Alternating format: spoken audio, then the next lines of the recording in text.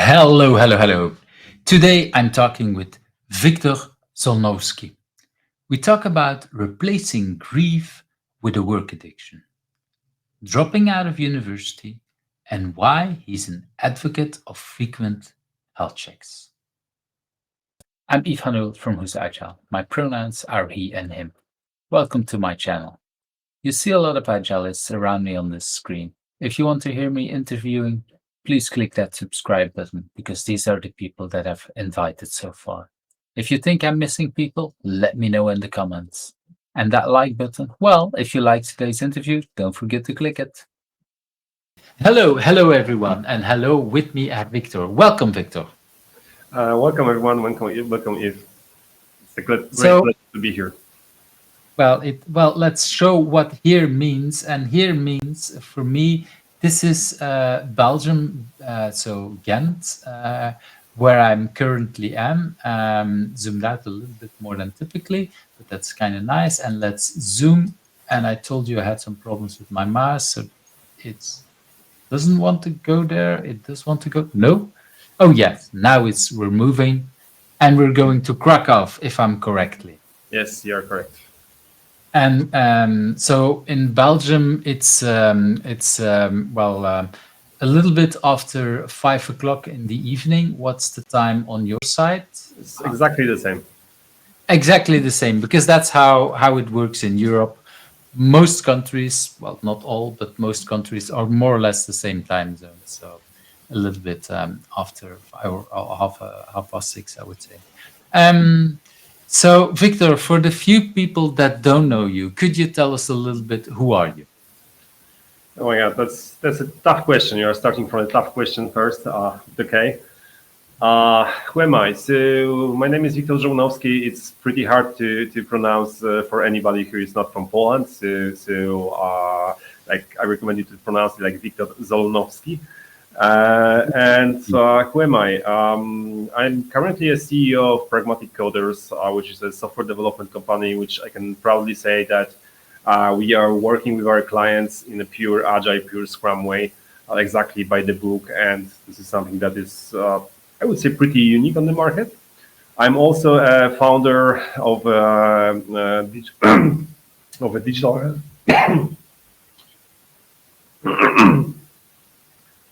Sorry. Let's drink some more. Yeah. I'm also a founder of this.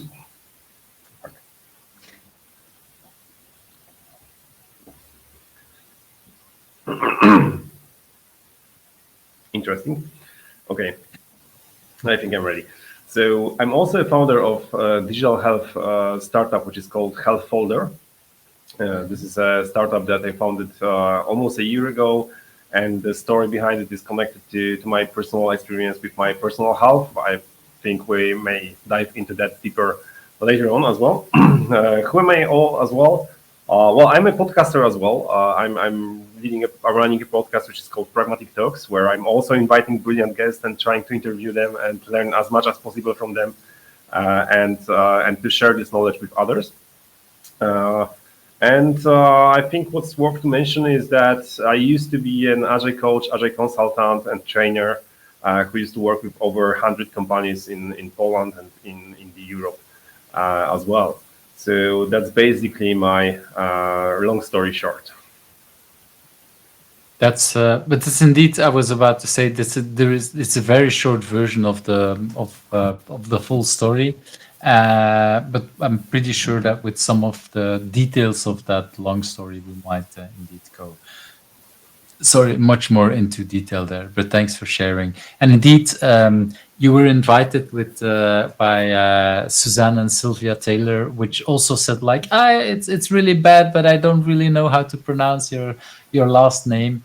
But I think this is also, for me, one of the interesting things about talking to people all around the world, that we also sometimes learn about different pronunciations of names and different kind of things. This is why I find it important that people mention their own name and the way they pronounce it, because it also helps. I actually have a very small video that I created once when I started to become a speaker at conferences, when people ask me, how should I pronounce your name? And I think there's I don't know, 5-second video of me saying my name. That's over more than 1,000 people listen to it already because it's funny, but in a way it's like, yeah, how do you do that? How do you send the person somewhere around the world how to pronounce your name? So I said, okay, I'll just create that video, and then yeah, That's brilliant. that's I need to do the same. I must admit that I once seen this video before. I'm yours video, so yeah, it's useful. yeah. So that's yeah. Again, how we roll these days, I would say, in a remote world, and how do we want it to do that?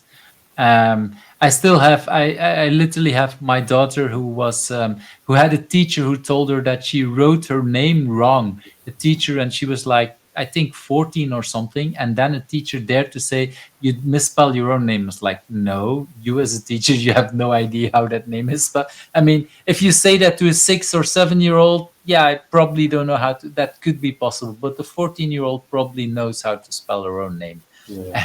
And so that's sometimes interesting how people behave, Well, and to yeah, be go ahead. honest, when I was like, 5 or 6, something like this, when I started writing, because I learned how to read before I started writing, and I Mm, remember I had a big problem to write down my last name because I only knew the printed letters, not the handwritten letters. So I was like, exactly.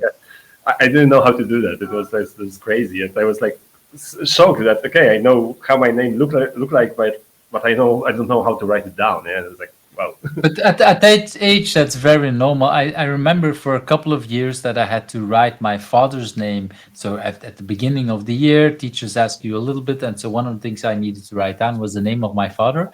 And the way my father's name is written, it looks very similar the way the Dutch word for engineer is written, which is his profession.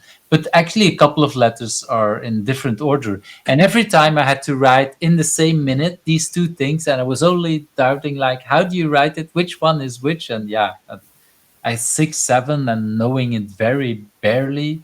Yeah, it was kind of hard to know some of that stuff. And this is part of growing up, and this is part of learning, of course. That's some of the things we learn when we I think we take for granted reading and writing, but it took us, for some of us, more than a year to actually learn to good read and write, and then we have a lifelong advantage. And I think we sometimes, when people learn new skills, forget about how the most important skills like reading and writing. It can take up to a year before we're actually able to good do that. And I'm still not able to correctly good write because I have a bad handwriting. Me So too. it probably took me a lot of years longer than just that. Uh, but okay, that we jumped already in some of the interesting stories there. So let's go to that very first question. What is something that people usually don't know about you, but has influenced you in who you are? Oh my God, there's bunch of things that had an impact on me and that people are not aware of. Um, where to start? Well, I think that like I answered the question, who am I? And but where does it started is a long story. When I was a teenager, I was kind of rebel. I was playing rock music on the guitar and trying to sing, and we performed some concerts here and there.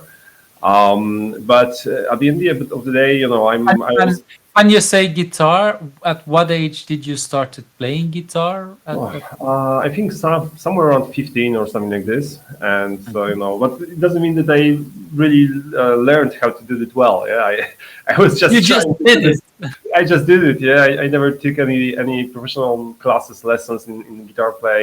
So Uh, really, the punk attitude, getting a guitar from somewhere, hope that they're more or less in tune, and then making noise with it. Yes, so that was I think that the first moment when I was feeling that some kind of being some kind of part of something bigger, like a team, like a band, and leading this team is something that I really enjoyed, and that was this kind of very first experience of, let's say, compared to have an impact on me, that on the things that I'm doing right now, and that's something that I believe was one of the starting points. And then like there was a bunch of other things that wasn't so let's say positive, that had a huge impact on me. Like for example, my mother died when I was like 21 or 22, something like this, and she left us, me and my sister, with a huge debt. So uh, I was already Oh, working. top I of was that, so you have all the grief for losing a parent, and then on top of that, you have to deal with a financial situation. Yeah, exactly. So my start of my career was pretty hard because fortunately I was already working. I was already working in IT as a software tester at that time. Pretty interested in agile stuff and other things. But like this kind of experience and this kind of situation had a huge impact on me because I had to speed up with actual learning of how to perform well at work and how to earn more money to pay back the debt and live on with all of the stuff that happened. And actually, I'm considering it like as something that at the end of the day had a positive outcome. Of course, it was a really negative situation for me and for my sister, but it had like a positive Did outcome at it the end of the day. did it bring you closer to your sister, or did that Uh, create I would say that problems in the beginning? greater opposite even. Mm. Yeah, it didn't. So no, it wasn't at this on this side. It wasn't positive at all. Yeah, but I can imagine that, especially, yeah, you're already in a grief situation, losing your parent. I've never lost parents, so I don't know it, but I can only imagine how hard it is, because I did lose some um, adult friends. Let's put it like that. And that way you lose, or you feel the grief. And I noticed that everybody feels it in a different kind of way. And especially if it's somebody that's close to you, that is important to you when you're young, I think it can be even harder. And if both of you deal with it in a different way, that's already hard. I've seen people losing parents where, yeah, it tore families apart without all the financial problems that you're talking about. So Yeah, I can definitely imagine that this makes it a lot harder, I would say, at that kind of level. So yeah. yeah, but at the end of the day, of course, grief was there was some time of grief, and actually, I think even that grief was pretty soon replaced by some kind of work addiction, and that might not be something really good, but at this time, that was something that I feel I needed, and at the end of the day, that brought some good results, and like I think that like what doesn't kill us it is making us stronger, yeah, and that was this kind of one of these kind of situations that happened to me, like it was like 15, 16 years ago. So yeah, so I think this is also the one of the things that shaped me and that speed up my personal development, my growing up, because like I had to grow up pretty fast. I And would so what age were you again? Because you uh, were already working, but 21. 21. 21. So yeah, that's, yeah. Yes. I have a 21-year-old who probably will disagree with me, but you're still a child in a way if you Yeah. compare that to 30 or 40. Like you have the Definitely. feeling at 21, like the world is starting. I know everything. But let's be honest, that's not always the case. You're still so much to learn and to grow. So losing an important person at that moment, I can see how much influence that can have. And it forces you, like you say, it forces you to, yeah, to immediately, um grow up, or Yeah. yeah, to look at your life in a completely different way, I would say. Yes, exactly. But like I'm actually, I would say I was lucky, but it wasn't luck. I think it was more like hard work. And my attitude that I had at this moment. It was, like in parallel, I was also dropping out from university. I decided at that moment that university is something that is actually wasting my time, because I was learning there most of the things, or I was not learning, but they were trying to teach me the things that I already knew that are useless, or I already know. Yeah, like I already knew from, because I learned them because I had to use them at work, or I was. It was pretty easy, pretty straightforward for me to distinguish the things that are useful and the things that are not. And majority of things that they were teaching at the university, I considered as a useless. So I decided that there's no point on wasting time, and especially that I had this restrictions,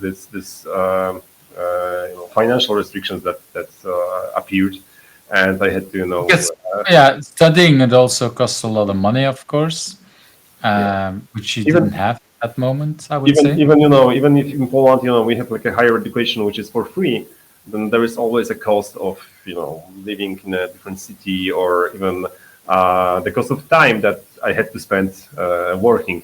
So to so doing this and all of this stuff, like that forced me that okay, I'm losing something. I'm losing this time from that I had for education, let's say. So I started educating myself, and I spent a lot of time on it, on self education, on the things that I consider that are more practical and they are more useful than the stuff that were designed by the system to teach young people.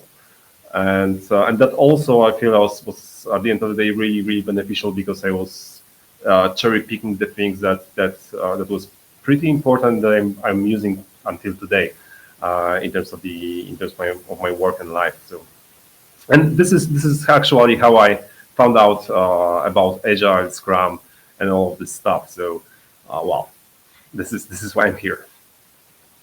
Well, yeah, indeed. Well, we've run into each other in the agile community. Let's put it like that. Um, and indeed, in that way, why you're here. But I think it's also, well, yeah, you were invited by Sylvia and Suzanne because you run into them as well. And it's, yeah, I think there is a lot there, and I was not aware about what the influence that had on you, or what influenced you. Um, but I did see the effect of a person that wanting to learn every time, trying to indeed see it, and I'm trying to find the right words. Maybe it's something like cut the crap. I'm not going to spend years at university in a way like, okay, if I can learn it in a different way. And yeah, I do still see some value at university, but I also see value in people learning on their own. I think there's multiple people, multiple kind of reasons.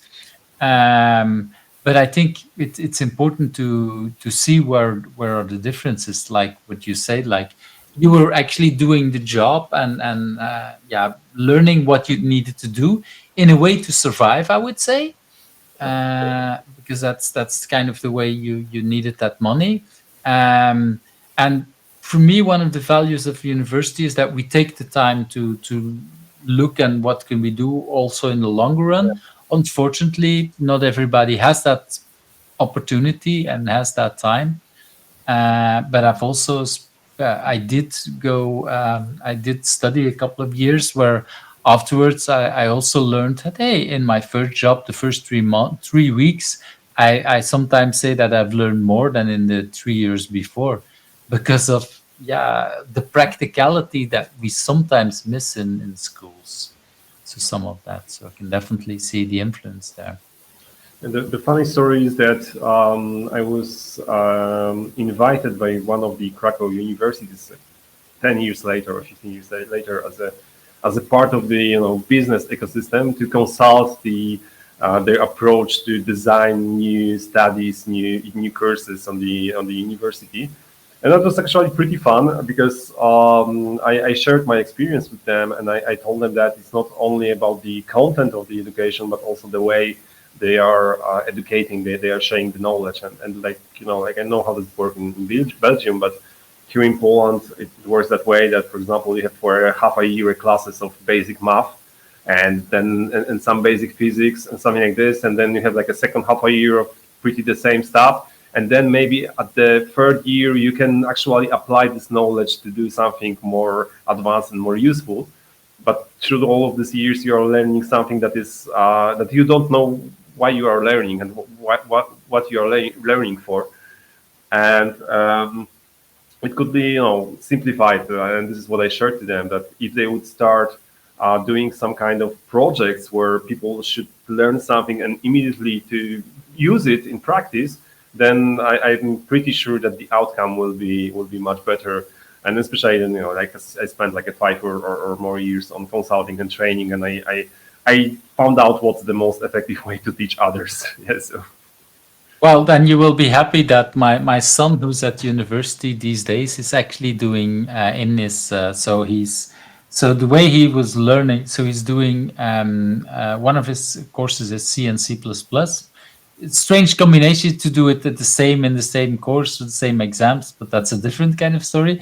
But one of the things that he needs to do for that is, I think, 30% of the points are on a project. So he gets assigned, he needs to create a game together with a colleague. So it's actually a collaboration that they have to do, and they get a game that exists, and then they get an assignment. This is what you need to do, and you have a couple of, I think, a month and a half, 2 months to create it on top of everything else. So of course you don't have 2 months of development because there still is other stuff to do. So that's one thing. And for the bachelor degree, I would say he has to do a project with, I think, 4 or 5 people where they actually have to work almost full time a couple of months for something. And yeah, they have, this is much more, they need to decide what to do, make certain business decisions and everything. So a lot more practical than in my days, I would say, and I can only encourage it because I do think it's a lot better, like you say. So that's so schools have evolved. Still, I think I've also helped a school in Ghent, so not the one where my son is going to, but where I did talk with the teachers, and they asked me, how do we deal with, okay, we want to have collaboration, but how do we then score one student versus another? And so they're really struggling with that kind of thing, but also knowing that this is what they should do. Because yeah, typically in school, what it used to be before is you work on your own, and if you collaborate, we call that cheating. So you're not allowed to do that. And then the next year you start working at work, and then you need to collaborate, but you've never learned that in school. Yeah. So how do you do that? That's Yeah, and like even right now or in the next 5 or 10 years, this kind of skills will be way more important than they used to be when we were graduating our schools. Yeah, so like since AI will replace all of this coding stuff that your son is right now doing, sooner or later, or at least will empower people to do this much faster, much easier. Then this skills of collaboration, of communication with potential users, clients, etc. Those most probably will be the skills that will be the most valuable on the market sooner or later. So yeah, that's yeah, and there we see already a lot of things have changed in the market in a way, have changed in the way we're doing, and at the same time, the lessons that you learned from teaching is actually gradually and probably too slowly for both of us going to universities and other kind of things. But I do think, yeah, and for me, that's another reason. What I've seen is that many people who are teaching at universities or schools have never worked in real practice in real businesses, and you sometimes feel that. I think it's getting also better, but yeah, that's definitely one of the things are changing slowly. So we'll see. Exactly. Okay, let's go to that next question. If you had not been doing what you've been doing now, do you have any idea what would become of you? Oh my god! Oh my god! Well, I don't want to answer that. If I wouldn't start working at my young age, but continue my let's say rebel career as a guitar player, etc., then most probably right now I would be some kind of junk or something like this. Are you still there or? Sorry, I don't know what happened. Okay. So maybe I will repeat from from the questions. Yeah. Uh,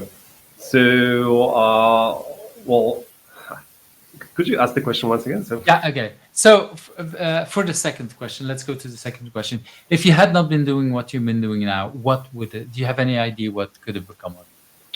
Well, I don't want to answer this question that in a way that if I wouldn't be, if I wouldn't start it early as a let's say IT employee, as a programmer, as a software tester, then there is a huge chance that I will be continuing my, let's say, career as a as a guitarist and musician.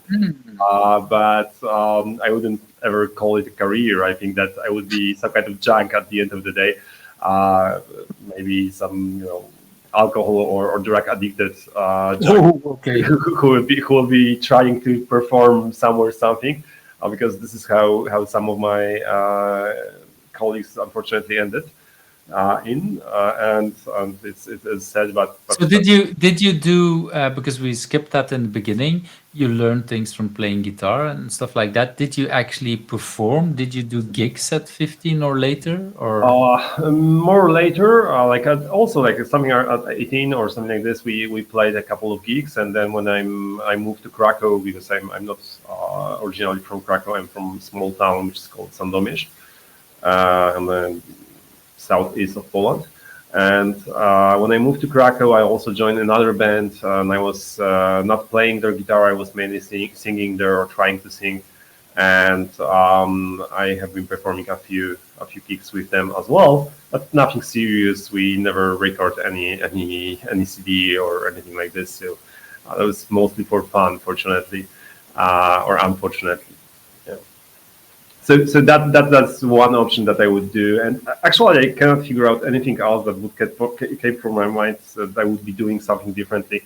Maybe when I started my studying on the university, I started in the study of informatics and econometry. So I was always fascinated with the economy and markets and all of this stuff. So but it's still very related to what I'm doing right now. So I wouldn't say that even if I would graduate, I would do something else that I'm doing right now. Most probably, I would be doing pretty the same. So, well, it's hard to say what I would be doing differently, because I started working in this area pretty early, and I never had, as you mentioned before, I never had this time to actually figure out if there is anything else that I would like to do than what I'm doing, than working. because you're just gradually from going from one part to the other part, I would say, in that sense. So yeah, I think many people, well, when I'm listening to these stories here, I hear many people say very similar kind of answers to yeah, it's like how would I say it? Yeah, you there is another thing that you could have done, but at the same time, it looks like for many people, you would end up in the place where you end up now. I think that's a little bit what you're hearing. And yeah, it's of course there is no other, or maybe there is another dimension, but I'm not aware of it. So let's put it like that. And so it's kind of hard to know what would happen. But at the same time, it's always for me interesting to think a little bit about what could have happened. Is there something else that was there or not? So yeah, it's and of course it's more. I don't even want to call it wishful thinking. It's more like what are options. For me, a reason to ask that question is that it makes us think also a little bit different about our life. Like, okay, what's there? What could have been? Because typically when we look at someone, we see a person who's doing one job and one thing, and we don't know about everything that happened before. And then it's interesting to know about, okay, what did happen or what could have been other options like So that. maybe there's one thing that I was always fascinated into, and that might be another direction if I wouldn't be doing what I'm doing right now, and if I would have the opportunity to do that. Is like a physics, astronomy, space, quantum physics as well. Like those are the things that was always in the area of my interest, and especially the space and space exploration. So, Quantum physics sounds like something you need to go to university, or how would you learn that on your own? You know, of course, there's plenty of courses and ways to learn it on your own, like everything right now. Like, come on.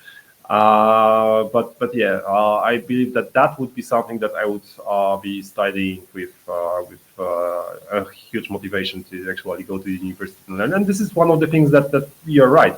Probably the best way to learn is by doing this work, this research at the universities and performing it together with other people who are usually focused there somewhere around some huge problems to solve. Yeah, that's why I was asking because, like, well, of course, indeed, with the internet and the huge amount of information we can find and the YouTube things and whatever courses that there are much more options than there were in our days. Because right now I can imagine that you can subscribe for just a course on this at Stanford or whatever Exactly. university, and you just do that particular part without going for the full. Because it sounds like you're more interested in learning this than about the degree to have it. I think Exactly. at Yeah, some yeah. point it's more about the lessons and the knowledge, much more than okay, do I want a degree into that kind of thing. And as you mentioned, I remember when I was like just after the high school, I discovered Open Stanford University and Open Yale University courses in the internet for free. And I remember I joined the astronomy course, and I was already on the second year of my university. And for the first year, I had like 2 semesters of the calculus of the math calculus classes, and I was still, like I don't know what they are trying to teach me. I don't get it totally. And then I during the summer break, I started this astronomy course, and during the first lecture that had like a 50 minutes, the professor from Stanford told that I know that you do not have the calculus basics. I will teach it to you in the 45 minutes. And he actually teach me the entire year of my studying of the math, of the calculus in those In 45 45 minutes. like he just showed me how to use the things that they were trying to teach me, and I was, like it clicked.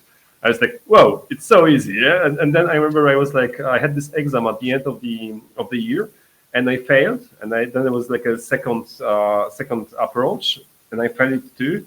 And the third one was at the end of the summer break. So there was like a 2 months break, and there was the third try, which was the last time, the last try. And I went there, and my professor couldn't believe me that I solved all of the tasks in like a 15 minutes when there was like a 2 hours for them. And she gave me another one and another one and another one just to prove that I wasn't cheating.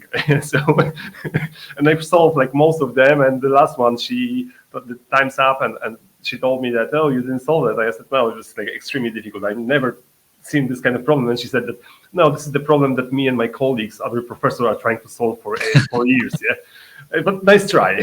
So, yeah. So she thought you were a genius all of a sudden. I don't know what she thought, but she was when she asked me like, where did you learn that, and I told her that from this classes, online classes, and it took like a 45 minutes to actually get it, and then the entire course where that knowledge was used later on. Then she said like, okay, so we are doing here something definitely wrong. Yeah. That's what I wanted to say. If a professor can show you the value and how to use something, and I think that's a little bit what we've been saying before. Sometimes we need to understand why something is useful before we understand some of that part. And Or maybe at least some people have to do this. Yeah, I know many brilliant people who are doing this math problems, solving this math problems just for fun, never ever using this knowledge to any practical things, and they're okay with this, and they're brilliant in doing this from day one.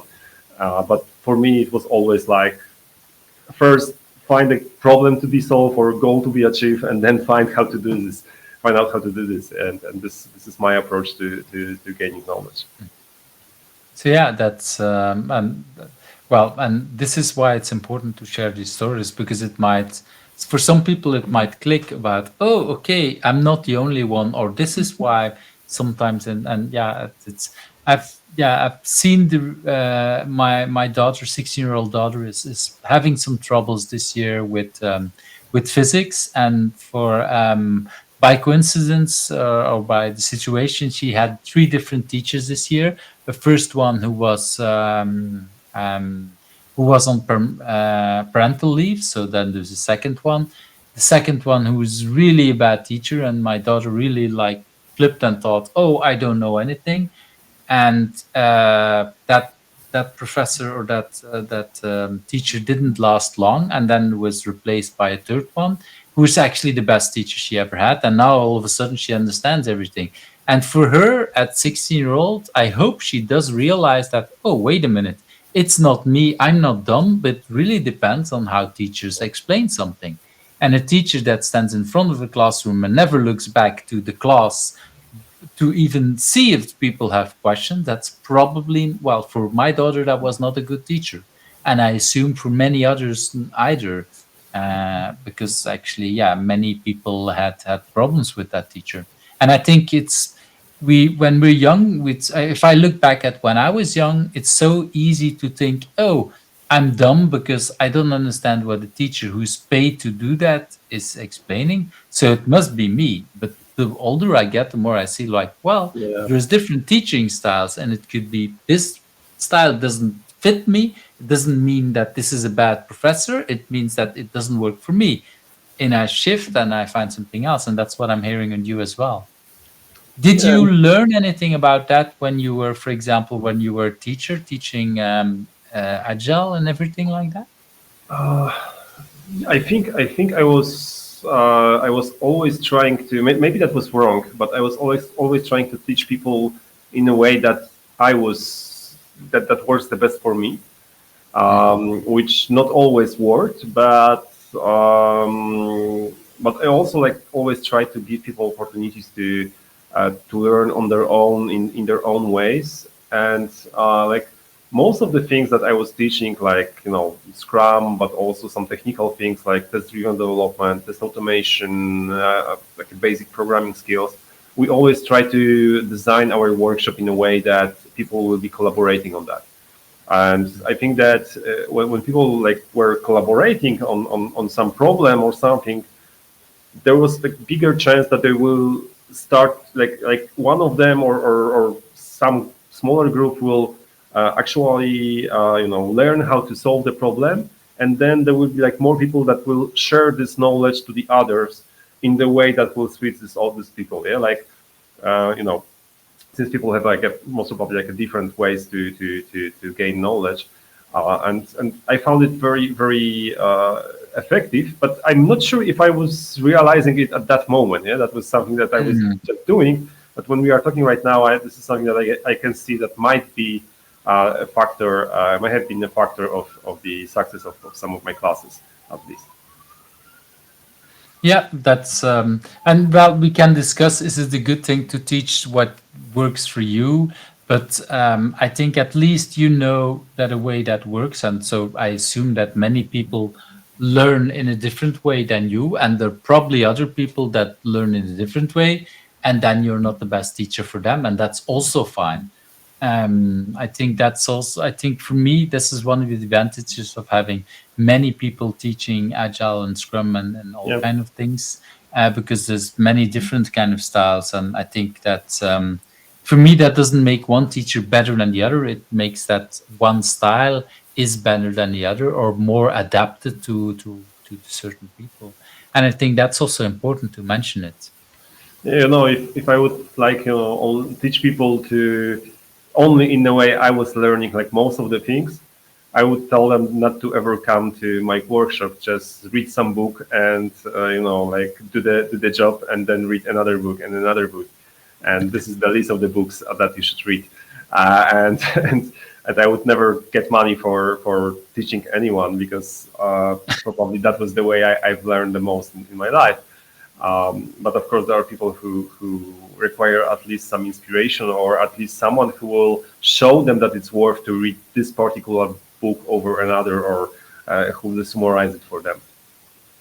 Yeah, for me, I learn a lot from books because I read a lot of books, but I learn most when I practice the things in the books. So Yeah. I learn the most by even by teaching it. having a course, so reading a book, trying to make a course or trying to apply it and then teach it to others, with asking questions that I didn't ask myself, learning from that. That Yeah, was so there's a lot of that was also interaction. great. Yeah, that is, I used to, I stopped teaching like 10 years ago. And I remember that this time, it's 5 or 6 years when I was sharing my knowledge with others. That was the most effective time in my learning, lifelong learning journey, because I had to do what you just said. I had to answer other people's questions, but I also had to prepare myself to have this possibility to answer all of these questions. So I had to practice the knowledge that I was trying to learn from those books or any other courses or trainings or whatever. Yeah, but that's very recognizable. Okay, let's move to that next question. What is or currently your biggest challenge, and why is that a good thing for you? And of course, the biggest challenge, you want to be open on the internet in the whole podcast world. Biggest challenge right now. Well, as I mentioned before, for the last year I was building my startup, which is a digital health platform called Healthfolder, and it's also a part of the answer for the question, what was the events that had a huge impact on me, because I've started working on this startup because I was diagnosed with cancer a year and a half ago, and fortunately, like everything is so far at least, it's good, and I'm clean, and it's okay, Good and I to hope hear. it will stay like this. But like when I started, when I was diagnosed, and of course it was like a shock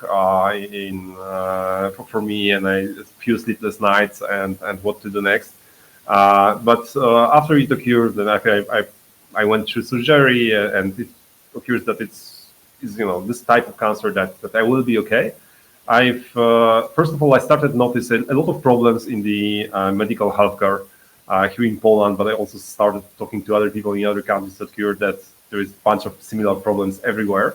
I also learned that all of the healthcare systems are pretty outdated, and like people who are working there are like still working like it was like a 90s, not even 2000, but 90s, and nothing had changed in the last 20 years or so. So I decided that like that there is a huge room for improvement, and that I could do something for those people, and I started Healthfolder, which is an app for people who have a lot of medical documentations, especially documents from various sources, which are not usually connected to each other anyway. And when they go from one doctor to another, they are wasting, or doctors are wasting a lot of time on searching through those documentations, because usually it's only in the paper form. So we build an app that allow people to take a picture or upload their PDF files with all of the documentation. We store it in the cloud, and it's pretty easy to be searchable by the doctor, to whom anyone could share their documentation to. Um, so this is like the challenge of that is, through the last 10 years, I was working at Pragmatic Coders, which was a software house working mainly with startups. And we help some of the startups to, even achieving the status of unicorn. And right now, when I'm trying to build my own product, it's like starting totally new, different story, and I had to learn a lot of new stuff. Even that I thought it, like I've seen it many times. We've helped with that, and that was not so difficult actually from our perspective. But when I'm the founder, it occurs that now I'm understanding all of my clients much better. But the challenge here is that there is still so many things that I need to learn, and there is so many things that I thought that I learned, I read about before. I even teach my clients to do that. But now, when it comes to me and my startup, my product, my money as well, it occurred that Your money, that's very important it indeed. occurred that they're making all of the same mistakes that I seen in my clients was doing. Yeah, and now I understanding them more and more. But the huge challenge is to actually, to apply all of this knowledge into your own product, and to make it successful. So here I am. Now I'm starting fundraising, which is another challenge. to convince other people that we are able to build something great, that we are able to use AI for diagnostic, that we are able to use AI for helping people to live healthy, to diagnose themselves, to do some regular checkups on their health, and to avoid actually the serious condition, not only how to treat them, but also how to avoid their possible serious conditions, which are more and more often occurring in the society right now. Thanks for sharing. I think, well, I was aware about your condition. Let's put it like that. But I was only aware like a couple of months ago. I think after things happened, or when things got better already. And I remember being shaken by that message. And so that's an important part to share at some point, because indeed we sometimes see only the good parts of people's lives, or we only see it when things are too late. In this case, luckily, things got a lot better. Yeah, Um, it was mainly because it was early diagnosed. Yeah, so I'm right now I'm a huge advocate, and I'm trying to speak aloud about my case. I already have two cases where, first of all, my father was diagnosed with cancer. Fortunately, also at the, let's say, early stage, and now he's also okay. But also one of my friends, one of my colleagues, when she heard about it, she didn't she already had some symptoms, but she never thought it's something serious. But at this moment, she realized, okay, I need to go to the doctor. And fortunately, she found really bad type of cancer, but at the very, very early stage. So fingers crossed, everything should be okay as well. So yeah, I'm trying to be this kind of advocate of regular checkups and prevention over treatment. that's yeah, I would say good news. Although yeah, when we find cancer, even if it's bad cancer, yeah, it's hard to know if it will end up good, of course. Um, so, um, but I think indeed what you say, making people looking much more. I know that I've been doing how would I call it, blood tests in the last couple of years, every year. I think, I don't know. I need to look back, but it's probably more than 7 years, maybe even 10 years already that I've been doing regular blood tests. And yeah, okay, I'm already 50, so I'm already a little bit older. But at some point, my son had to go to the hospital for something else, and I thought, okay, maybe you need to do just a blood test, because then you can compare. I have no idea what the blood tests were when I was 20. And is that now better or worse? Well, I know some things are worse because I'm older and blah blah blah. But I have no idea. Maybe things were really bad when I was young. Um, I'm, I didn't. I never drunk any alcohol, so maybe there was that. That's my luck. But I did drink a lot of Coca Cola, so that which the sugar. And when I learned to drink coffee, that was also with lots of sugar. So definitely not a healthy lifestyle. I yeah, as a student, I was living more at night than during the day, so definitely also very unhealthy. And only recently I started to learn about some of these influences, and I'm much more data. Well, I'm a data geek, so I'm looking at data for learning a lot of stuff. And again, no idea if it will find stuff, but yeah, it's I prefer to be there early, I would say. So you are a perfect client for Healthfolder. So healthfolder.online. We'll definitely add a link in the show notes for that kind of things, because I do believe indeed we are.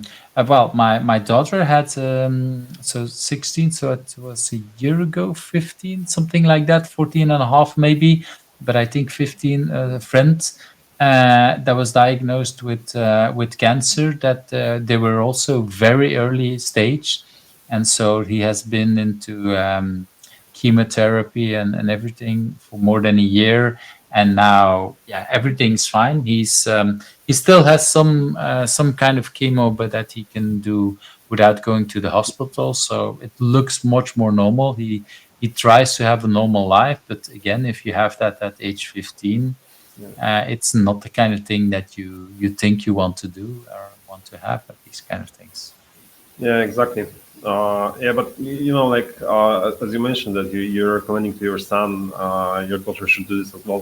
Not only a blood test, but also things like hormones, for example. Those are the things that will be changing in our life later on, or in their life,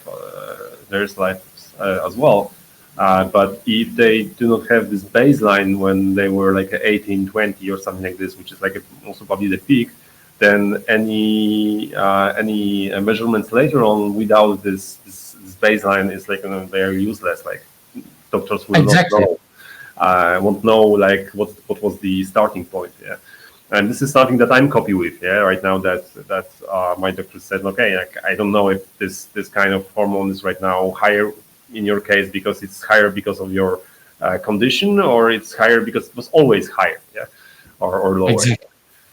Uh, Yeah, and I've been reading a lot lately about the impact of hormones on women. Like, okay, because when you get I can't come up with the right name, but the anti-conception things where you give a lot of hormones to yeah. women for 10, 20, maybe longer, has a huge impact on them.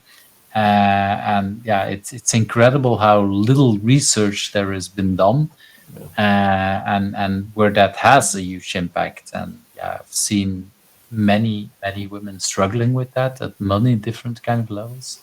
So yeah, indeed would be, well, why don't we have a kind of indeed some kind of checkup before we start giving these kind of pills to women, so that we have some kind of baseline, where are they? It would probably help to give in the right kind of medication, because I've known that many friends have struggled for years, like, okay, what's the right kind of anti-conception that works for me, that I have least of side effects, and what's these kind Mhm. of things, and figuring out that always took a long time. So that might be something there. Yeah. Um, That's not easy. I'm working with a bunch of physicians, bunch of doctors right now, and the things that I'm learning about the entire um, healthcare, but also the system, but also all of the things that are available for people, what people are not aware of. That there is a bunch of things that they could do to actually make way more educated decisions than they are right now doing, or actually right now many decisions are made not by the people themselves, by the patients itself, but someone is making the decision for them, which is not always good. Yeah, like we talk about the teachers, yeah, that there are some great teachers and there are some not so good teachers, and like a bell curve in the doctors populations is pretty the same. There are some great doctors, but also there are some doctors who are not the best. Yeah, and we always need to take care of our own health. and they also need, like you say, some learn new ways. If I Yeah, remember my godfather, and I'm now thinking this is probably, what is it, 30 or 40 years ago. He also had cancer, throat cancer, and he was so this is near the end of, I think it's near the end of his treatment. And he was in a meeting with a couple of doctors, and they were like, the way I imagined this is like a court. There's like 4 or 5 doctors all discussing a case, and they're discussing his case, and he's there, and they keep talking about patient number XYZ or whatever. So they never even mention the name. yeah, And it goes on like 15 minutes of something, and he at some point, and they never even talked to him, asked him a question. They just talked about him as a case with a case number, not even mentioning his name. And the way he told the story to my father, and I was sitting there as, I don't know, a 5 or 10, no, an 8 or a 10-year-old, and what he said is, at some point I got up and said, patient XYZ is leaving, bye, and he walked out of the door. Because, and there were people who are shocked, like, but that's how right. could you already, the nurses were like, is it already over? No, but they weren't interested in me, so I'm not interested in them either.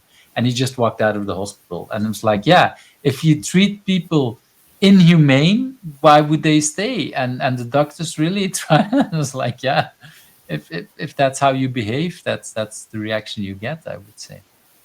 Yeah, there's also like a bunch of information that doctors are missing that the patients are aware of, and they are not even asking the questions because like no, it's like I don't want to complain, yeah, but there is there's so many things that could be done better in the healthcare, that this is why I'm doing this. This is why I've already invested like more than 200,000 euro in this product to actually my and my friends' money to actually make a difference, and this is why we are doing this, because someone needs to do this at the end of the day. Yeah, and I think we recognize that also when we're trying to work with teams, that there are so much assumptions and that people, we don't talk about it. And then indeed, doctors, they seem to think they know everything, but they don't know the context. And we as patients might not know that it has related. And yeah, it's like the hardest case I done 2 years of telephone support, and I literally had the case where people were complaining about the computer not starting, and but it turned out, and I found it out after 20 minutes or so, that there was no electricity. Yeah, okay, without electricity, and they never mentioned it. And this is the old time with the phones that actually the dial phones, so that didn't need electricity for any of that. And it's like, yeah, they didn't mention it, and for them it's like, yeah, that's not important. Yeah, there is a kind of and people don't understand computers and they don't mention it, and the same thing can go at the teachers, at the That doctors. just recalled me the study for my the history from my first year of my studying. Actually, the first week of my studying, when I arrived to Krakow, and friends of mine who I was renting a flat with, they were already there for a couple of days, and they already ordered a new modem for the internet. They connected it, and it doesn't work. And I arrived, and I was like, no, they said it didn't work. They already called the support. They will come tomorrow and fix it. And I was just, I was just asking, just joking, yeah, but did you turn it? Did you plug it into the electricity? And they said, electricity? There wasn't any cable for electricity.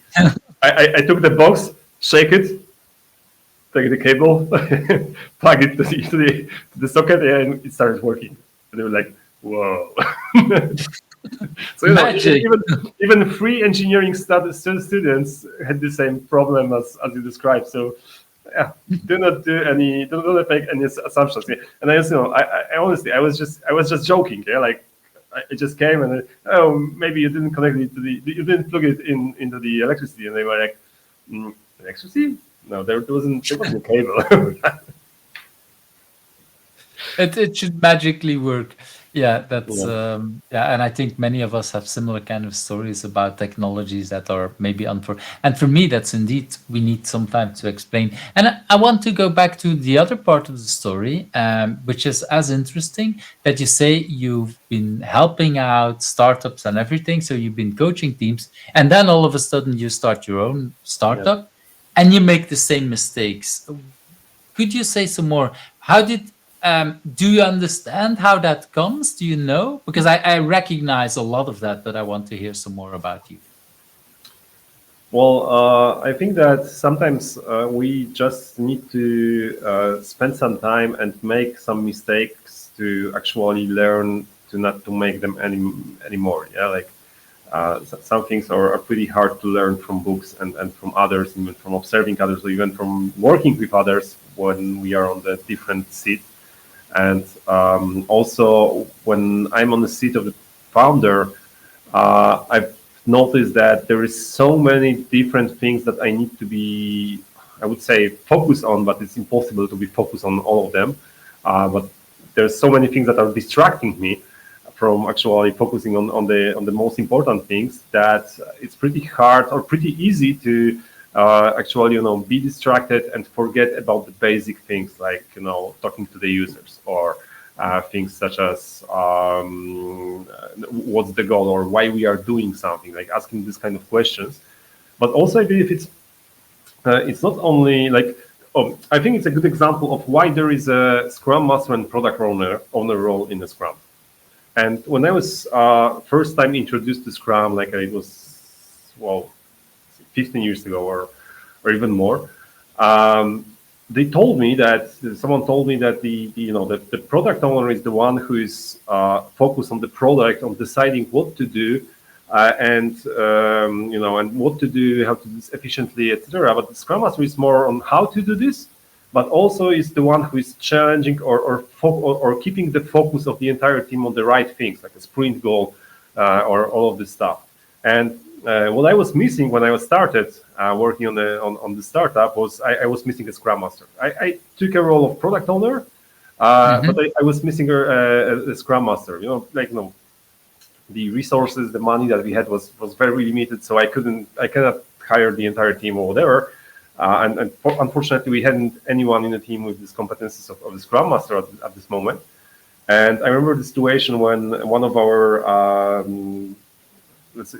senior developers from Pragmatic, who is also like a very agilist and he's playing a role of Scrum Master in many teams, he came to our sprint planning, and he just asked me like two questions, like, okay, so but why are we talking about this?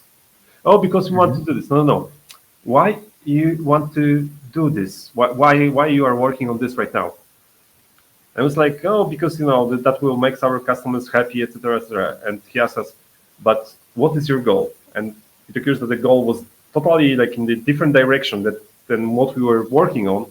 Or actually, okay, that might be something that will be like a very small step into this direction. Actually, the other direction, but maybe in the somehow it will bring us there.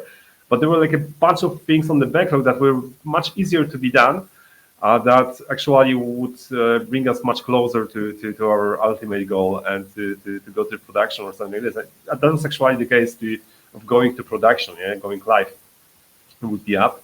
And the funny part was that I was recording an episode of Pragmatic Talks when I was telling people when to launch your product, and of course it's always the best to launch it yesterday. And I was explaining that, and 3 weeks later, 3 weeks later, after releasing this episode, I was doing the same because I was unintentionally postponing the release of the product by adding new features that was totally irrelevant and totally not needed for going to production. I was missing the Scrum Master, I believe, this guy who came there and asked us 2 or 3 questions. He was just a good Scrum Master who bring our focus back on the goal and bring us on the right track. But we already wasted like 3 or 4 weeks of development at that moment. Well, and only 3 or 4 weeks. So that's as a startup, that's crucial. But yeah, for me, it shows that it is important to have these different kind of roles and challenges. And independent on how good you are, we sometimes need to have have these kind of people challenge us. I think all of us, well, many of us, we recognize that even if you're good in a certain thing, this is why I keep having my personal coaches to keep challenging me and keep thinking like, why are you doing this for a lot of the things that we're talking about? And also why I think as a coach, I'm working these days as an engineering manager, and I do that on purpose to actually again with my feet on the ground, because I've coached a lot of engineering managers, I coached a lot of CTOs or VP of engineering or whatever. And doing that job really helps me again to, okay, that part is hard, and this is why some of these people have trouble. And now I'm doing it again, and I recognize a lot of that. And so far, I don't intend now to go back to coaching.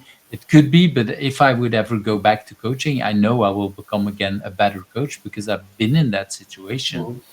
Not that I'm intending, because I'm as far as hard as it is, I'm liking the job.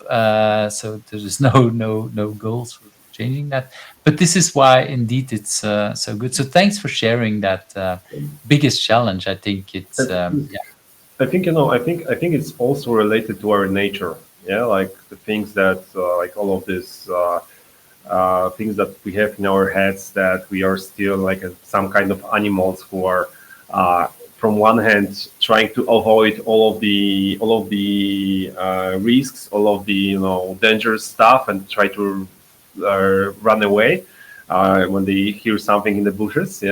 But also when we see something shiny, we are always attracting to that direction, and we want to go that direction because it's shiny. Maybe there is like some sugar or something like this that we can consume, and sometimes it's stronger than actually our willpower is, and this is why trusting the process, like whatever the process is, I don't want to be an advocate of Scrum, Kanban, or whatever, but trusting the process and following the process according to the rules, having all of these roles, people who are well educated in that, is actually the way to avoid this subconscious emotional decisions that are not necessarily always good, or I would rate it straight that most of the time they are not good for us at the end of the day. So this is why it's hard, yeah, and I think I've learned that in a hard way after 15 years of teaching others how to do this.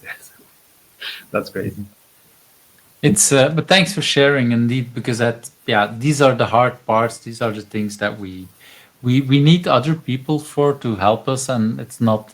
And I think I keep telling it when I coach people, or when I did coach people, like, the feedback doesn't mean that you're a bad person or that I see myself better as you. No, I know that when that's not your focus, you will focus on something else, and another role, another person will help you in some of that stuff. And yeah, it just very logical, and this is why we sometimes have the need for other people. Like you say, there is very logical, very human reaction to a lot of these things. Okay, I want to move to that next question. What drives you? Because, well, I think with all of the things that we talked about, having two companies already is something. You're a very driven person. You have your own problem with your health, and you turn it immediately into company because you don't want to just fix your own. Now that you're better, you also want to fix the world. Where is that drive coming from? Do you know? Yeah, I think that the most honest answer is I have no idea. To be honest, I don't know.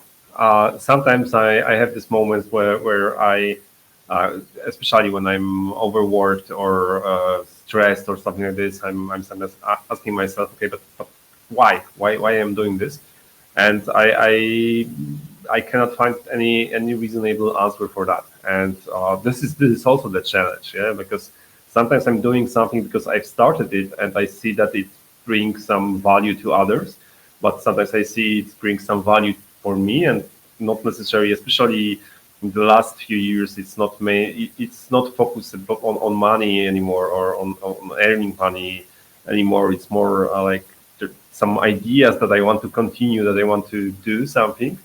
In the past, there were, like, for example, starting a software company that is, like a pure agile, pure Scrum company, was mainly because I wanted to show to the others that it's possible, because I was so many times facing people who I was trying to coach, trying to teach how to do the software development in the Scrum agile way, and they were telling me that no, it's impossible. You are, lunatic or something like this. So then I started the company to show them that it's possible. But after we achieved that, I was also trying to figure out, okay, so I shown to everyone that it is possible. I've started talking about this at the conferences and how to design this kind of organization. And then I was trying to figure out what's the motivation. And of course, there was like some things like, okay, we are building some great products for great people, and some other awesome people are using those products to do another great things. And this is something that will live after us at the end of the day. But to be honest, I cannot name any single thing that I would say that this is my drive. This is something that I want to do. I think I'm looking for things that will be more or less meaningful, and that I want to do something that will be meaningful, and that will, that someone will tell after some time that, okay, this guy did something that makes an impact on me or on others, and this is my motivation. Yeah, but it's probably, again, also, even though that's no answer, at the same time it's a very good answer. because I think it's not always clear for people indeed where our drive is coming from, and that's also fine. It's not because indeed there are some people that know exactly where it's coming from. I think it's also very important for people to hear, like, I don't know, it's, yeah, it's just there, the kind of way. Because I do think I have the feeling the drive is there. It just might not be possible for you to know where it's coming from. And helping other people might be a drive on itself, and might be something that, I don't know. Yeah, that's I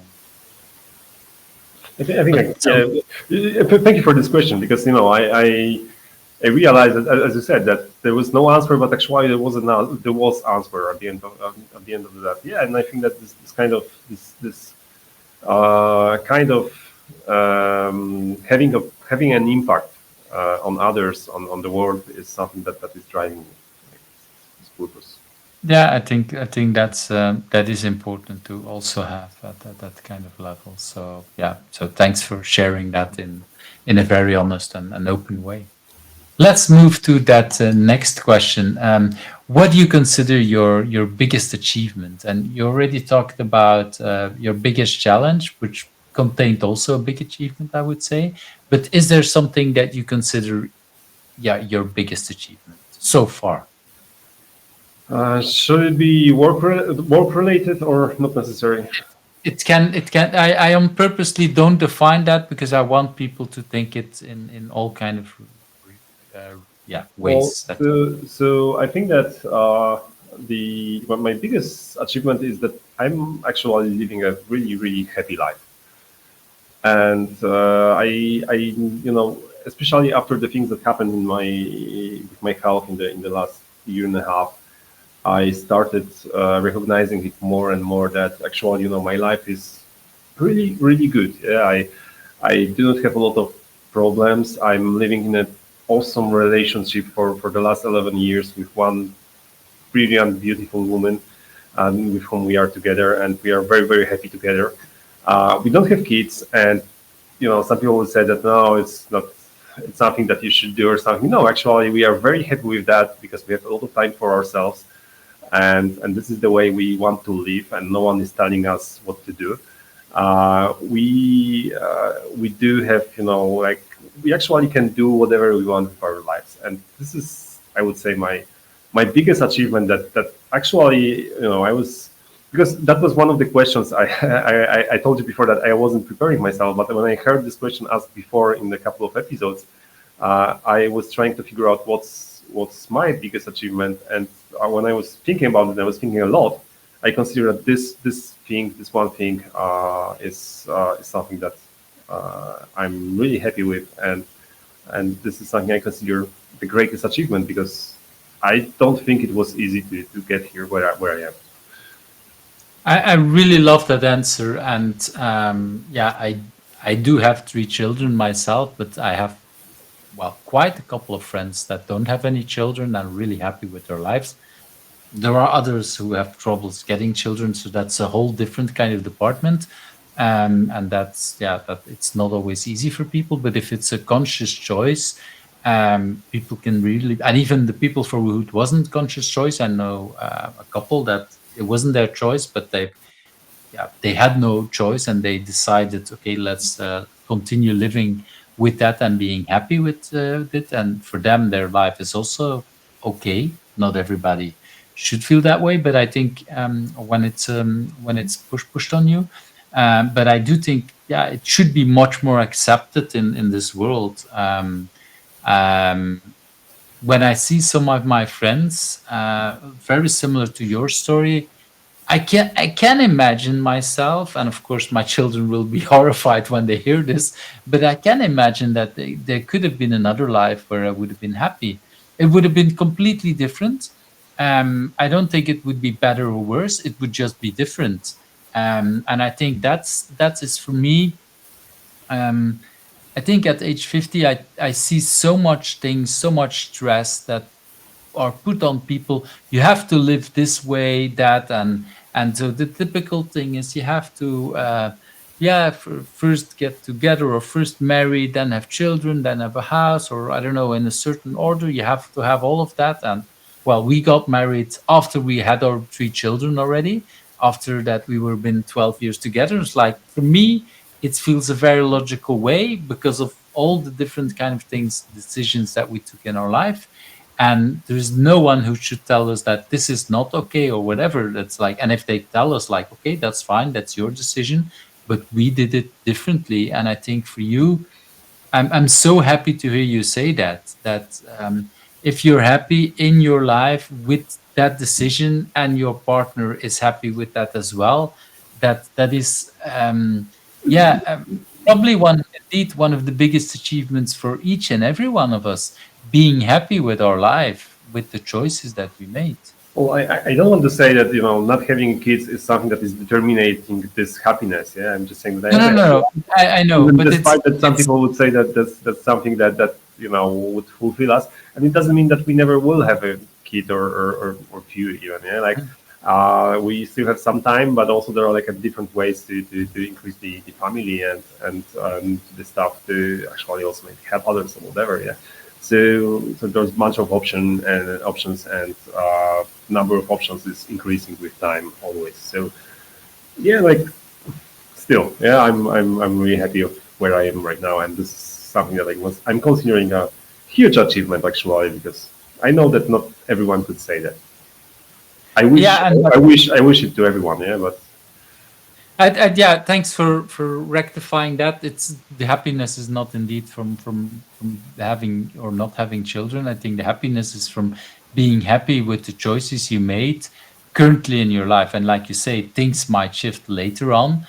And some people like want to have very early children, other ones don't want children, others take it on a very late moment in their life. That's these are all decisions that are completely fine when it's your decision. And well, in your partnership, I guess the two of you need to be happy with that. But that is so important, where people need to understand where that's coming from. And that's, yeah, I think I'm also, well, it's not like I want to die or whatever, but I'm happy with my life, with everything that I had so far. So even if I would fall dead, of course I hope that I can live some more longer. But I think if my children or the friends around me would look at my life, I hope that they can say like, okay, he lived the life he wanted to have. And if that's the time was given, that's also fine. Not, yeah, I think that's, for me, is a big achievement. So I think it's yeah, I'm really happy with that answer, because it's so important to be happy with what's happening in your life. And of course, I assume all of us, we also have bad days and things like, yeah, damn it, whatever. That it's not about that. It's about, okay, can I live with the results after not like all? having happy life doesn't mean that you cannot have like a bad days or bad weeks or bad months or even years. Yeah, and sometimes that happened to me as well. Like shit happens. Yeah, a bunch of things are often happens and I need to copy with them. But still, at the end of the day, when I wrap the things up and summarize it, I have this feeling that okay, I have nothing to regret. Yeah, like I'm happy with how does it look like. Right. Thanks for that answer. I really love that. Let's move to that next question about, and you kind of already, we talked a little bit about some of the things with agility. Do you have a personal agility tip to share? Yeah, I do. I had one, but during our conversation, I figured out that there is a second one which is very connected to it that I just realized. The first one is that to be that if you would like to hear my tip on personal agility, is that you should be a product owner of your life. And what does it mean is that you need to make your own choices, you need to make your own decisions, and not only decide what to do, but very often decide what not to do. Because this is mainly the job of the product owner, because it's not about maximizing the work done, but actually maximizing the work makes sense. And this is something that I would recommend to anyone. But what I figured out during the discussion with you today is that it's always good to have a scrum master for yourself as well. Yeah? So maybe find someone, because I'm pretty sure it's impossible to be a scrum master for yourself. But finding someone who can be your scrum master is something that is important. This is actually what one of friend of mine told me like a long time ago, that you can be your own product owner, but you need a scrum master, and that couldn't be you, because you cannot be a scrum master and product owner at the same time, or shouldn't, and that's correct. So I love that answer because for me, I've sometimes joked that in our family, my partner was the product owner because of some of the things. But indeed, if I look back at my life, some of the decisions I did consult with my partner, but indeed, some of the decisions were like, okay, I want to go there, and so yeah, that's definitely a product owner. Like, okay, this is the next part of my career or whatever, and that's probably more the product owner role on myself. But definitely, like you said, and you said it before in a different question, combining a product owner and a scrum master in one person, don't do it. I've also tried it for a team. At some point there was a small team, and it makes me schizophrenic. I can do a product owner role, I can do a scrum master role, but don't combine it into one yeah, person at the same time. It just doesn't work. For me, that's the biggest thing that Scrum did, is kind of creating these two separate roles. Because a lot of times, if you look at project managers, you could have been these two kind of things, but usually when you look at them, they're usually good at one of them. And if they're good at both of them, they're not good at both of them at the same time. exactly. Not at the same time. Yeah. So that's yeah, that's a short and most, yeah, very important tip, I would say. Thinking about, okay, and then finding. And do you have a tip around finding a good scrum master for you? Because that's not always easy, I would say. I no, I don't. Yeah, like I have maybe like, okay. One other thing that I can add to this is also choose your team wisely. And by your team, I mean all of the people that you're surrounding yourself. Because if you have a good team, like good number of friends or people you trust, the scrum master role will appear there uh, instantly. Like someone will just take this role when it will be needed.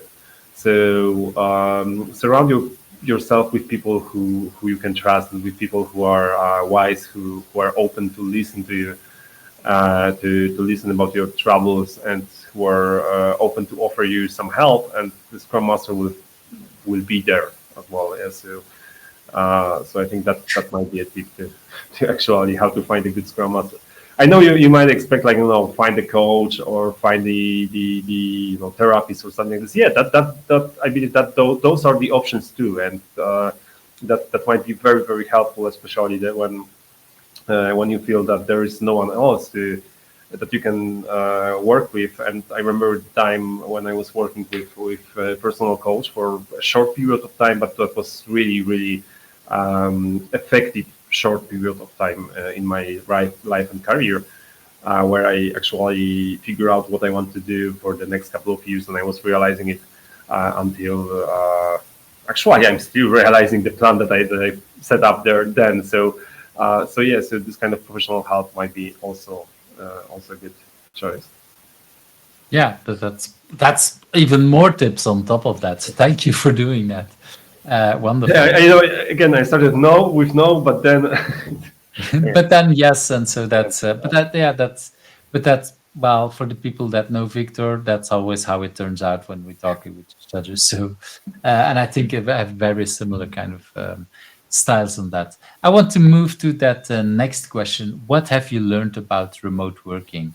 And well, although you're, well, from Poland, I can imagine that you might have been working before COVID already remote. So did you do a lot of remote working before COVID, or was it really full time after COVID? So how did that work for you? well, oh my God, I'm right now. I'm extremely against remote work. I believe it's the source of the a lot of bad things that happen to people currently. that happened because of remote work. But of course, there are areas where it works. But what I found out, and I'm pretty sure right now that working remotely in the work that requires teamwork, I mean, true, real teamwork, not just group work, but building something together where we need to have this synergy level of team, is very, very hard. I wouldn't say impossible, but it's very hard, especially when it's done fully remotely. And and this is what I learned about the remote work during the pandemic. And I learned it, of course, in a hard way when we realized how the quality of our services dropped, how the retention of the company dropped, and the rotation increased in terms of people, how their satisfaction dropped during the pandemic, but also later on when we were continuing working remotely. Currently, we came back to hybrid work, and it was like just 2 months ago, but still we came back to hybrid work for 2 days in a week in the office, and I already can see, and I already can see not only the anecdotal evidences that coming back to the office at least like those 2 times a week improved a bunch of things, but also I have some data about the client satisfaction, people satisfaction, other things that also prove that coming back to the office improved a lot of stuff, like a bunch of metrics that show the efficiency, effectiveness improved. And when I was I was trying to figure out, first of all, why that's the problem, why remote work is the problem, so I could work something on I could do something with that before we decided to move back to the office. And there is a bunch of things that could be done to improve that. But coming back to the office is the easiest way, actually. Uh, so we decided that will be the direction that we'll go. But I think that the one thing that is worth to mention in terms of the teamwork, I've recently read a brilliant book, Connected Soldiers by, I think, John Spencer or Jonathan Spencer, something like this, where there was like one thing that was mentioned about the team of soldiers who were in Iraq, and that was the first war where the soldiers were actually connected with their families over internet, over social media, etc. And what they learned there in the field, it was that the soldiers behaved totally different than the couple of years before during the previous wars where the Americans were involved. And what they learned was that it was called, like, by differently, I mean that there was less teamwork, there was lower motivation. People were not, they didn't want to die for each other or something like this, which was the main motivation in the previous wars. So at the end of the day, they were less effective than in the previous times.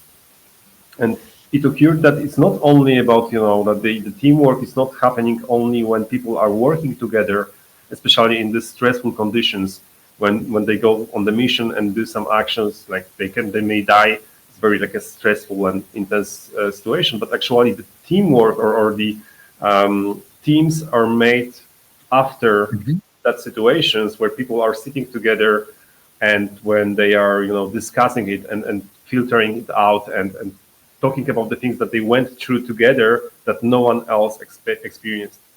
And there's like a bunch of the other things that are related to that, like, for example, why. And is there? Yeah, go ahead, continue.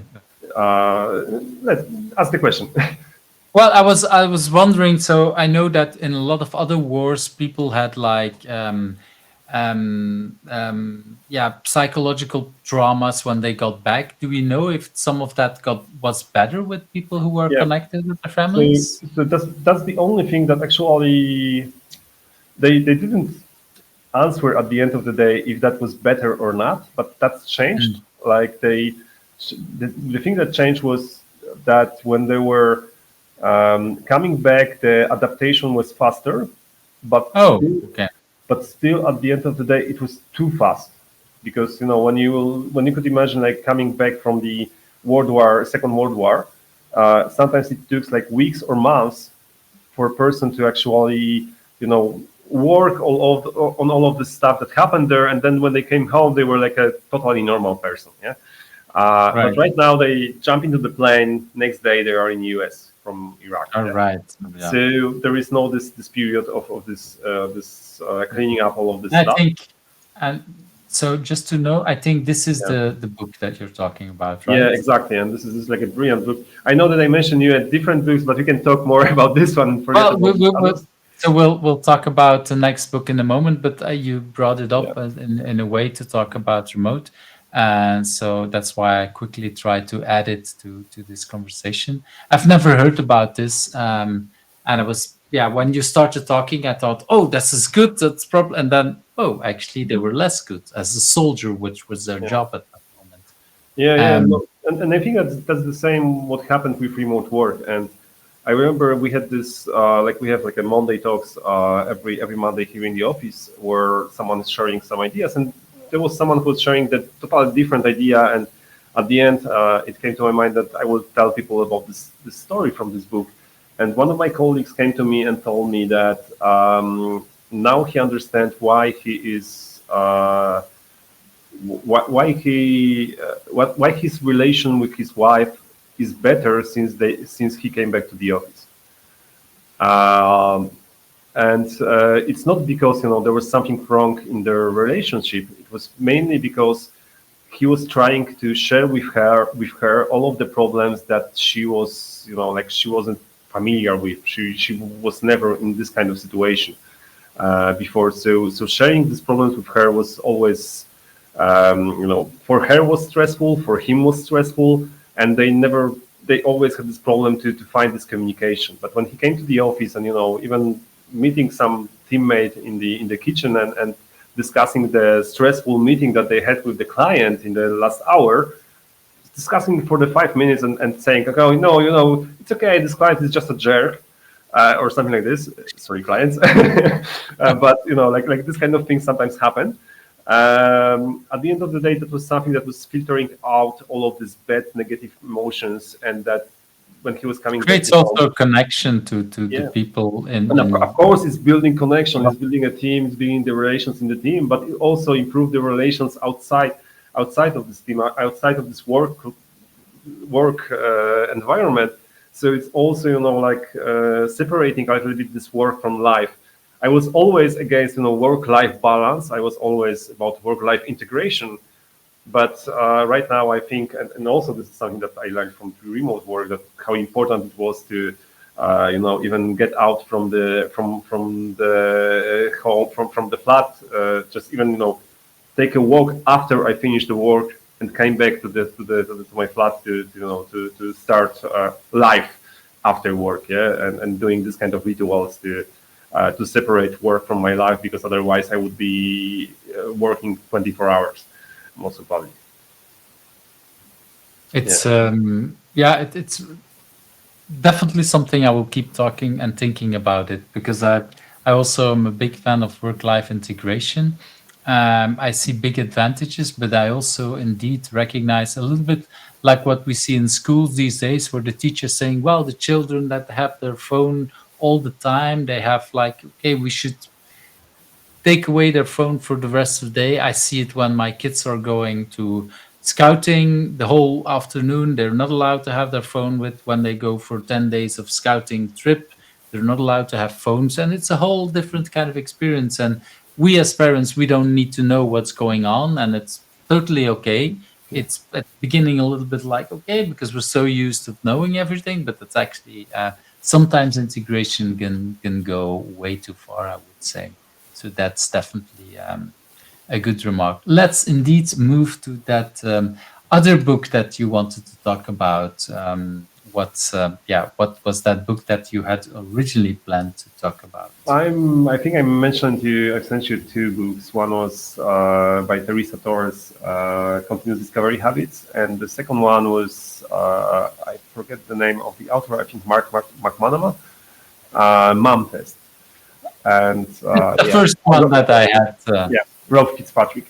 Yeah, so those two books are very similar to some extent, and continuous discovery habits is a little bit longer, and there is like a more ideas shared in this book. But the one thing that was in common was the idea of talking to the users, of talking to your clients, to your users of your product, and doing it like very, very regularly and making a process around it. Like when you will schedule it for every, let's say, Monday for 1 hour, and you will just fill it up with a new customers that actually at the end of the day will not consume your energy, will not consume your time more than needed to actually set up those calls and have it as a process.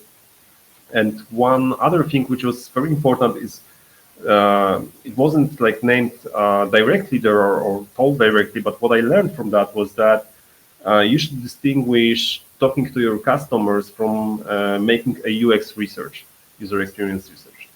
Those are two different things, at least from my perspective, that should be done differently, because doing a proper UX research, proper surveys, questionnaires, interviews, etc., that usually requires a lot of preparation, and that requires some very specific frameworks to collect the data that then you can work on. But talking to your users could be done like less formally, and could be much less focused on the product itself, more on the users, on their problems. And those two books are sharing very, very similar frameworks or approaches how to perform this kind of I don't want to call it even interviews, this kind of talking with your users, or actually listening to your users, because it's all about it, and how to learn as much as possible from that, aside of doing your proper UX research and market research, or whatever you want to do or you need to do in your product development. And you should do usually. Yeah. And so this is, because I didn't show it yet, this is the other one, continuously discovering habits. And for me, it's like, habits and customer values and come on, my mouse again. Okay, but I wanted to show that other. Thanks for bringing it, because indeed, two different kind of books. I only read the second one, the habits part. I didn't read the mom test, so that's. But yeah, pretty the same book in a different word. So. But sometimes it's interesting to read different kind of things in a different kind of way. But right now, to be honest, you've sold me even more on the soldiers, on the connected soldiers, because that's the like I said, I'm a strong believer in work-life integration. I see the separation sometimes as hard parts, but I definitely want to learn more about the disadvantages of especially being connected all the time. I think we're a lot of that we need to learn how to deal with disconnected. And for example, I do have my phone never in my how would I call it, in my bedroom on purposely.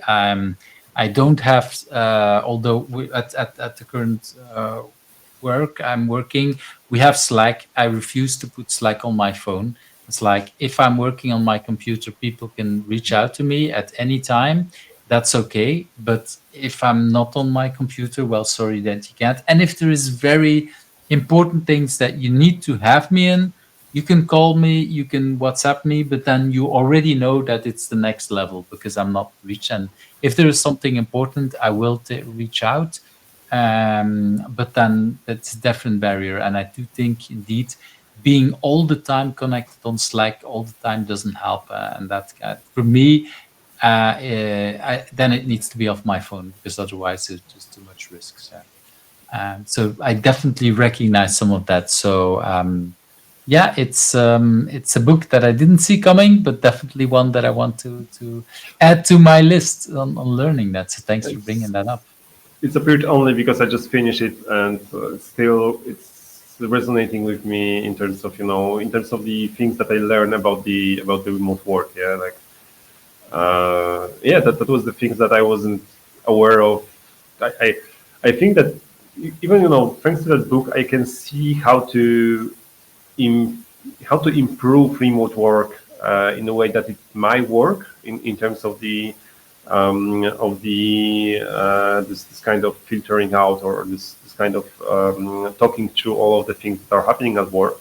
But I still cannot imagine it without face-to-face meetings that should be mandatory for everyone, like in the worst case scenario, every 2 months, I believe, but in the best case scenario, even twice a month or something like this. And this is the way that might be as efficient as working hybrid in terms of being like once or twice or 3 times a week in the office.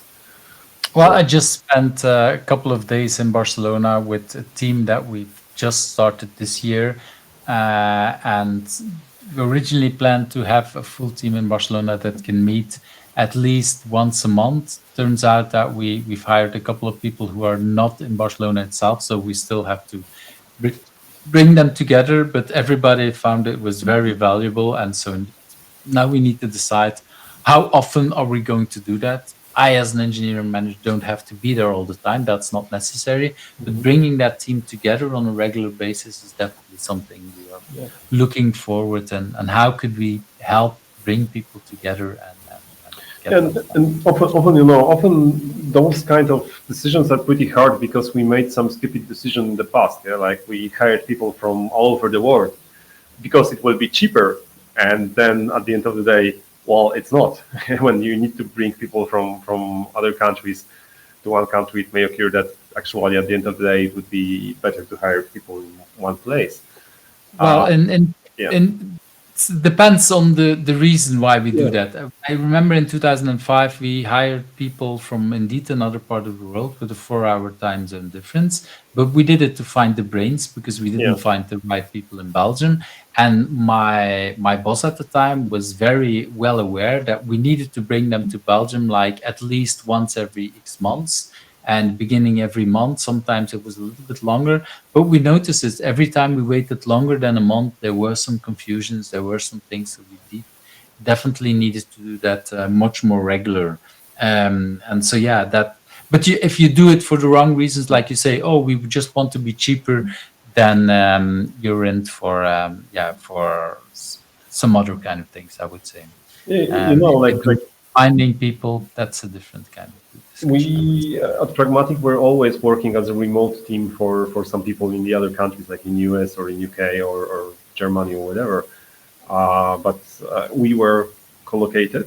But after we realized after we figure out that how many problems there are with remote work, we also convince our clients to came to us once in there. Like usually our clients right now are visiting us every 3 months or something like this, just to build this relation and just to work together on something, just to go and hang out together, drink a beer, go for a dinner, spend some time doing some crazy stuff together, to know each other, to build these relations that later on benefits a lot when we are building some awesome products together. And actually, I was afraid that it will be hard to convince our clients, but whenever we inviting them and explaining what will be why it's needed and they will be doing here, they're always happy to find time and schedule it and came here and pay for tickets and whatever. Yeah, so that works. Yeah, it's I recognize a lot of what you're saying there, and I think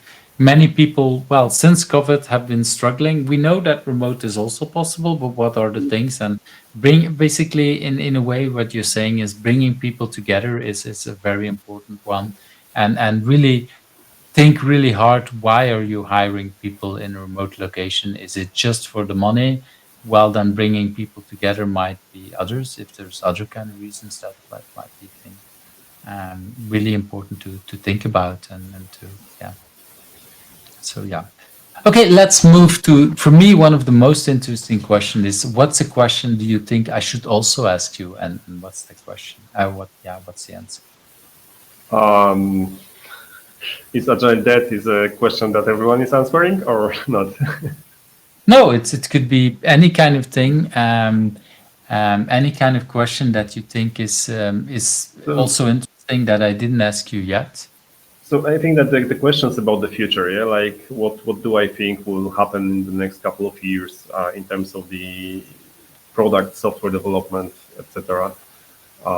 This is something that I'm trying to find an answer, and maybe when I will be talking with you and us trying to answer this question, I will learn something new as well. So, should I proceed with this question? Yes. Yeah, I'm really interested because indeed it's the future. Let's go. Let's hear it. The future of product development. Yeah, like what is the future of the product development? Like like the things that when I was teaching Scrum and Agile, I was always telling people that in the past, like in the say 80s and before in the 60s, the biggest cost of building software products was at the beginning, that was mainly the computation time. Yeah, the computers was the biggest cost of building a software product, the runtime. Then after 20 years later, the biggest cost was distribution, like printing all of these floppy disks, recording all of these floppy disks and CDs and DVDs and sending it over to people.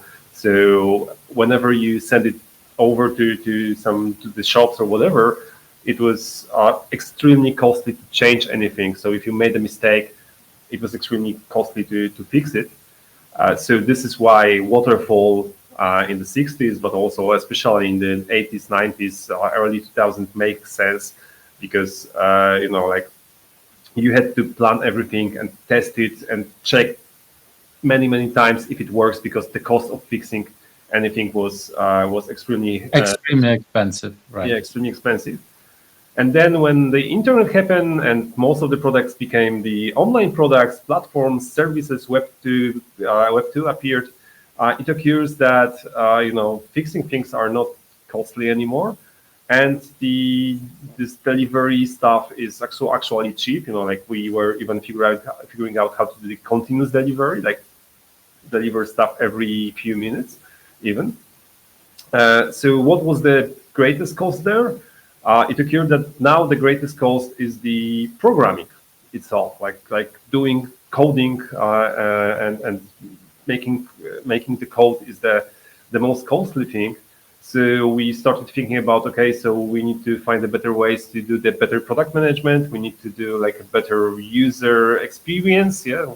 So we will know more about our users and their needs before we will start coding, because the coding is extremely expensive, and we need to hire like 20 developers to develop some medium-sized system, and we need like 2 years or something like this to go to the production, or even maybe go faster, but then to do some maintenance, it still takes time.